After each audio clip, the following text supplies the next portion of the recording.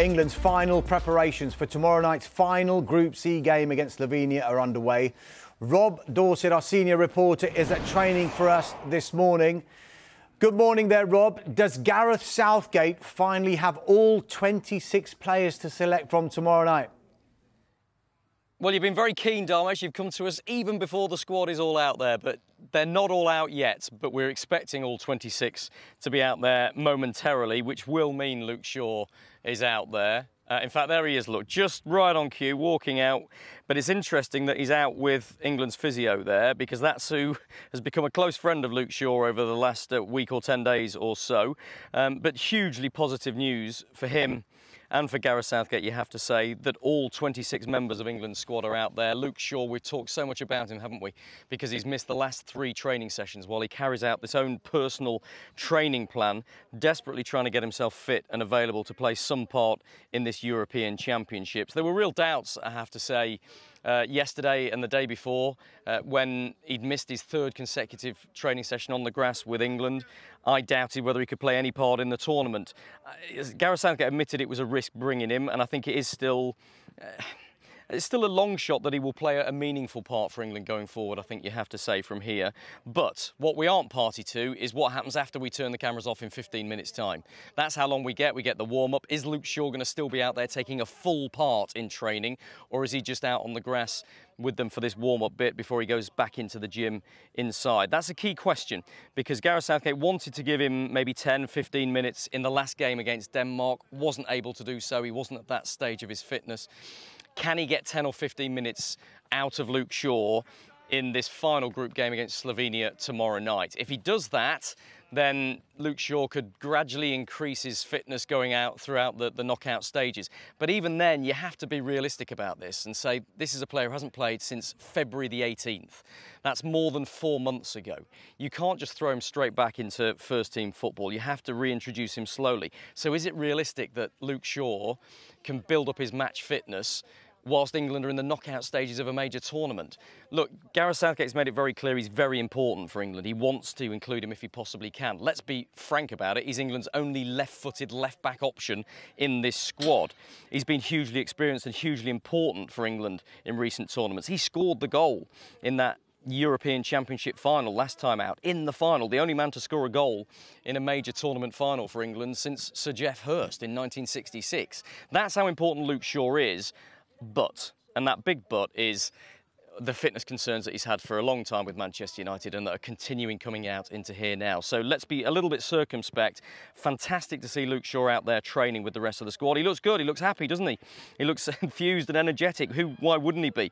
He's been absolutely desperate to get out on the grass and train with the rest of the squad. Having missed the last 3 training sessions with England on the grass, he is out there today.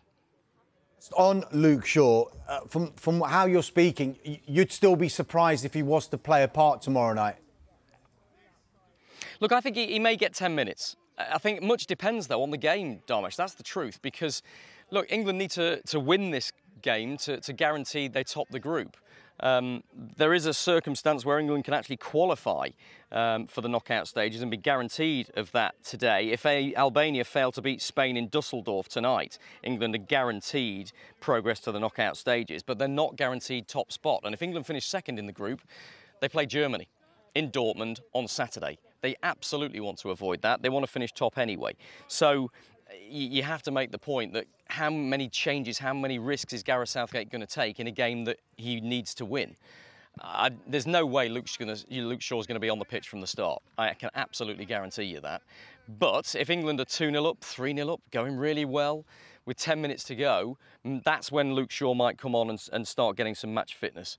So it's difficult to say categorically at this stage. I think an awful lot will be dependent on what the medical reports are saying behind the scenes, and an awful lot will depend on how the game goes tomorrow night for England.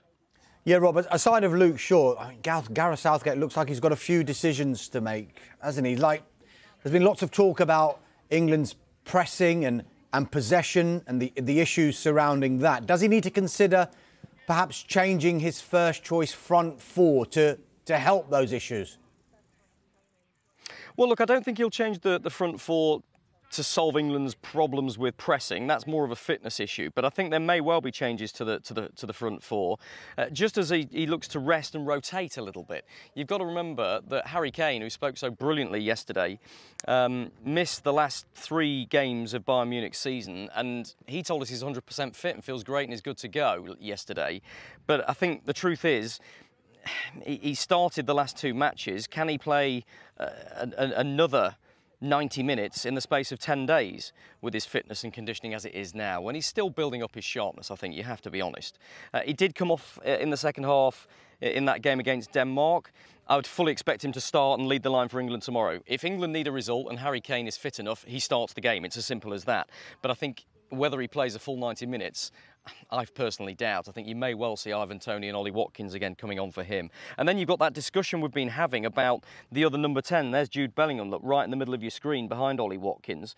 Nice shot that with the 2 of them, isn't it? Because Harry Kane did admit that Bellingham and Foden, who's also in that picture, look, just on the left-hand side, Bellingham, Foden and Kane often play number 10 for their clubs and drop just behind the number 9, look for space wide, have that freedom to roam. And he said, look, we're still learning how each of the 3 of us, when Foden starts left wing, Kane starts up front, and Bellingham plays number 10, we're still learning how to avoid making the same runs and taking up each other's space.